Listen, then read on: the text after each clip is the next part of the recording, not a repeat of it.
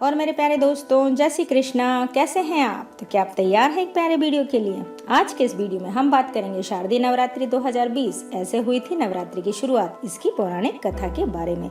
दोस्तों, वीडियो यदि आपको अच्छा लगे तो वीडियो को लाइक करें, अपने मित्रों के साथ शेयर करें और हमारे इस यूट्यूब चैनल शुभ एस्ट्रोलॉजी को सब्सक्राइब जरूर करें एवं वीडियो के नीचे कमेंट्स बॉक्स में जय श्री कृष्णा अवश्य लिखें।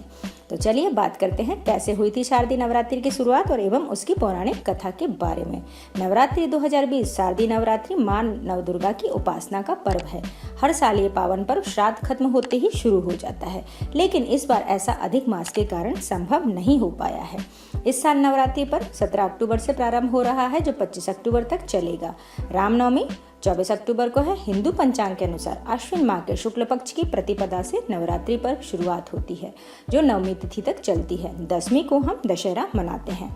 अब हम बात करेंगे शारदीय नवरात्रि के महत्व की। धर्म ग्रंथों एवं पुराणों के अनुसार शारदीय नवरात्रि माता दुर्गा की आराधना का श्रेष्ठ समय होता है। नवरात्रि के इन पावन दिनों में हर दिन माँ के अलग अलग रूपों की पूजा होती है, जो अपने भक्तों को खुशी, शक्ति और ज्ञान प्रदान करती है।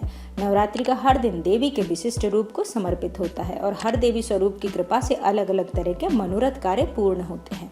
नवरात्रि का पर्व शक्ति की उपासना का पर्व होता है। अब हम बात करेंगे कि क्यों मनाई जाती है शारदीय नवरात्रि। शास्त्रों में नवरात्रि का त्योहार मनाए जाने के पीछे 2 कारण बताए गए हैं। पहली पौराणिक कथा के अनुसार महिषासुर नाम का एक राक्षस था, जो ब्रह्मा जी का बड़ा भक्त था। उसने अपने तप से ब्रह्मा जी को प्रसन्न करके एक वरदान प्राप्त कर लिया था कि वरदान में उसे कोई देव, दानव या पृथ्वी पर रहने वाला कोई मनुष्य मार ना पाए। वरदान प्राप्त करते हुए ही वह बहुत निर्दयी हो गया और तीनों लोकों में आतंक मचाने लगा। उसके आतंक से परेशान होकर देवी देवताओं ने ब्रह्मा, विष्णु, महेश के साथ मिलकर माँ शक्ति के रूप में दुर्गा को जन्म दिया। माँ दुर्गा और महिषासुर के बीच 9 दिनों तक भयंकर युद्ध हुआ और 10वें दिन माँ दुर्गा ने महिषासुर का वध कर दिया।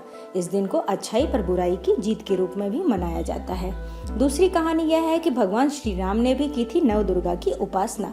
एक दूसरी कथा के अनुसार भगवान राम ने लंका पर आक्रमण करने से पहले और रावण के संग युद्ध में जीत के लिए शक्ति की देवी माँ भगवती की आराधना की थी। रामेश्वर में उन्होंने 9 दिनों तक माता की पूजा की थी। उनकी भक्ति से प्रसन्न होकर माँ ने श्री राम को लंका में विजय प्राप्ति का आशीर्वाद दिया था। 10वें दिन भगवान राम ने लंका नरेश रावण को युद्ध में हराकर उसका वध कर लंका पर विजय प्राप्त की। इस दिन को विजयदशमी के रूप में भी मनाया जाता है। साल में कुल मिलाकर 4 बार नवरात्रि आती है। पूरे साल में कुल मिलाकर 4 बार नवरात्रि का पर्व आता है। चैत्री नवरात्रि, शारदीय नवरात्रि और 2 गुप्त नवरात्रि। व्रत रखने का अधिक महत्व चैत्र और शारदीय नवरात्रि का होता है। चैत्र और शारदीय नवरात्रि में व्रत करके माँ का आशीर्वाद मिलता है और सभी मनोकामनाएं पूर्ण होती हैं। नवरात्रि में होती है माँ दुर्गा के 9 रूपों की पूजा। नवरात्रि के 9 दिन माँ दुर्गा के 9 रूपों की आराधना होती है। पहले दिन माँ शैलपुत्री, दूसरे दिन माँ ब्रह्मचारिणी, तीसरे दिन माँ चंद्रघंटा, चौथे दिन माँ कुष्मांडा, 5वें दिन माँ स्कंद माता, 6ठे दिन माँ कात्यायनी, 7वें दिन माँ कालरात्रि, 8वें दिन महागौरी और 9वें और अंतिम दिन सिद्धिदात्री की पूजा की जाती है। नवरात्रि के पहले दिन विधि विधानुसार घट स्थापना का भी विधान है।